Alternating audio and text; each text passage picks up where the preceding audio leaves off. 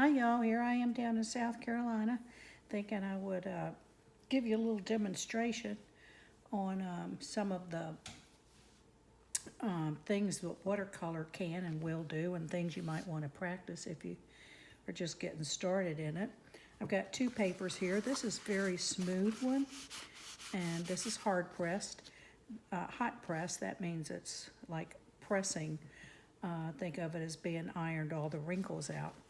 This one, I don't know if you can see it, it's cold press and it's bumpy.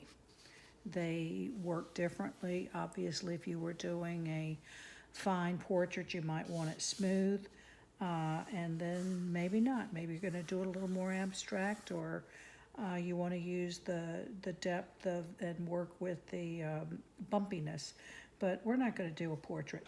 One of the things with watercolor is it will go where the water is.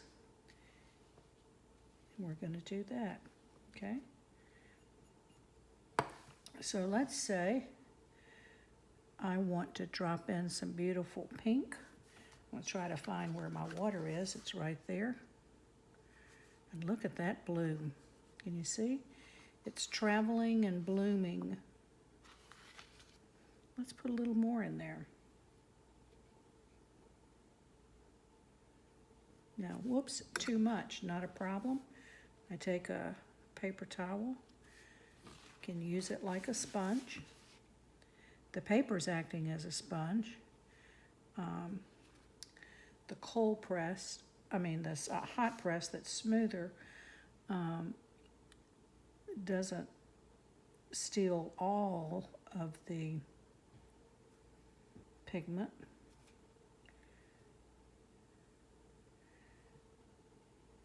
But I'm putting this in just soft. I got too much water there. I can use my brush, dabbing it off as a sponge to pull some of that back up. And I think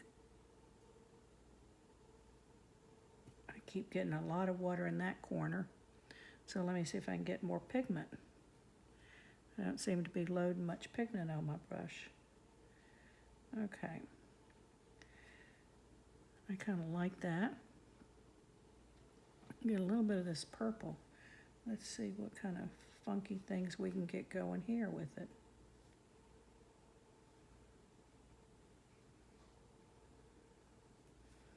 Just pick it up. Then I want to get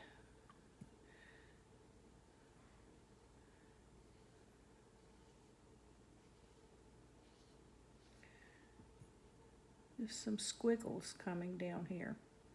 So now let's go pick up some different colors for my squiggles. And let's see what they do when I hold it up. Look, it's following the water trail. Can you see that? Let's put some more pigment. I have to hold it up. And hopefully I've got it in front of the camera where my wet spots are. If not, I can give it a little coax. Look at that. See? It's not going in these dry areas, just in this wet. Let's give this boy a little pink one. He must have ran out of juice there, no water. So we can make that. There you go, look at that. Let's get a little more of that rich pigment in there.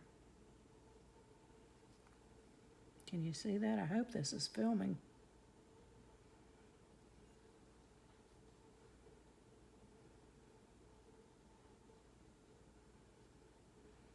I'm just dropping in color where it's wet. Isn't that cool? Okay, we're going to leave that be. Now, this page is all dry. We're not going to add water to it yet. We're going to get water and pigment on our brush. Now, with watercolor, what we want to do is we'd like to keep it transparent. Otherwise, we could have, if we wanted it opaque. We could have painted in acrylic or oil. So I'm getting this. I'm going to just do a nice circle.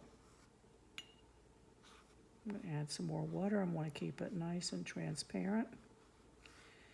And I'm going to say the light is coming at this direction. So maybe I'll keep this side of my circle lighter. Might have a little bit. Okay. In watercolor, you have to save your white. So I'm saving that white. That's my light. Now, I could blow this dry, but I've just got to let it go for a minute and dry. Now, I'm going to grab some of this red in my circle. See, it's still bleeding, it's still wet, it's still only going where I have the water and where I move my brush.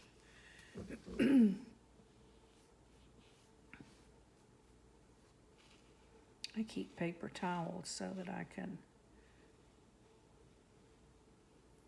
dab my brush off.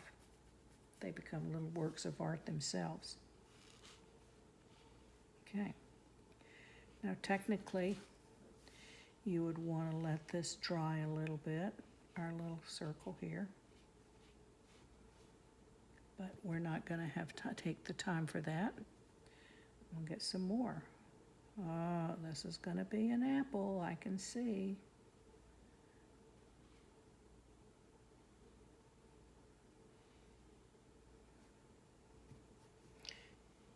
Can you see I'm keeping my transparent layers even when I'm adding my reds?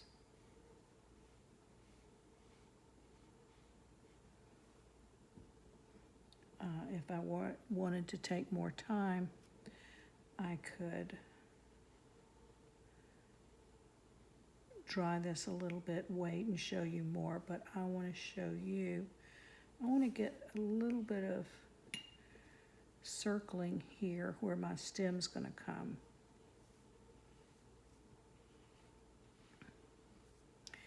In watercolor, we work light to dark. So we start light. Okay, I've lost a lot of my green and I have a flat circle there.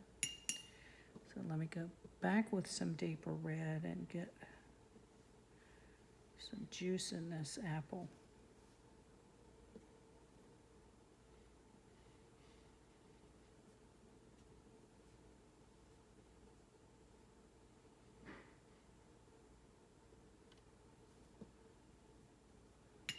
Now, I didn't have to start with green, but I wanted the green in there, and I didn't have to come next in red because we're layering. I could have done purple. I'll put a little purple in there now. Let this do that. Now, there I go again, moving everything. If I wanted to, I can go and I don't have to have white. I can soften that down, still have enough light on that side of the apple. I'm going to grab a little bit of dark and get it here in this circle where the stem's going to be. See if I can get a little depth there. Too much water, dab it off, pick it up, and move it. Now, you could spend a lot more time letting each layer dry, getting my greens back in here. My apple wants to have green. Gosh, that looks like a cartoon, but it can work in your favor.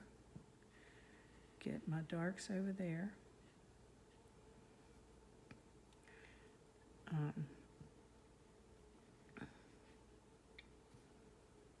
Keeping it transparent layer as I can.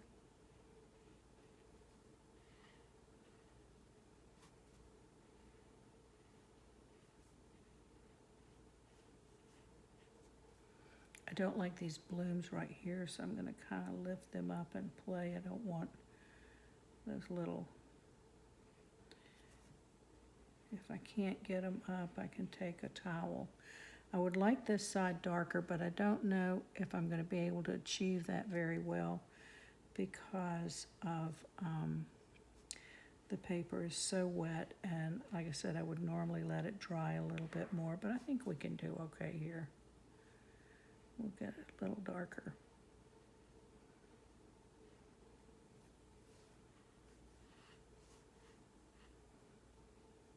And anybody wants to practice this at home, they can take more time and layer their colors in nice, and you may have a million layers. Now, we'll just take a little, whoops, I don't know what that little glob is, but he's there, right? Put in our little core, darken this hole up even more, okay? Now, I'm gonna do one last thing because I'm not crazy about floating thing. My light is coming right here. It's coming from about this direction is what I'd say, just based on this little fellow. So maybe I would have a shadow coming back here.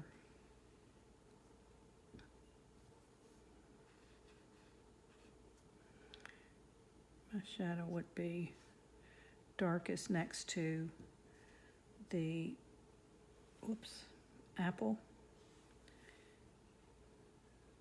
But now if this apple's still wet, my watercolor's gonna run on it, remember? So again, given the time, you would take and allow it to dry. You can see there it's bleeding out.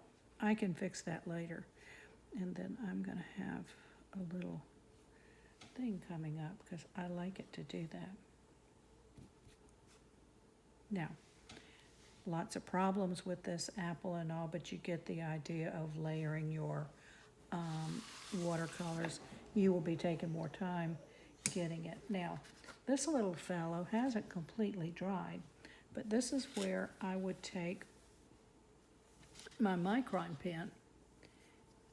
Remember these? We talked about it. And I'm going to get my little jellyfish. Having all kind of fun here. If you had Posca pens or something, you could have all kind of little tentacles and take your time with it. You can go back in here and get some better blooms and colors and take more time with that. But can you see how light and transparent that is? That's what you're going for, but obviously with more thought and time on colors. I just wanted to give you this little demonstration so that you can have fun playing. Bye-bye.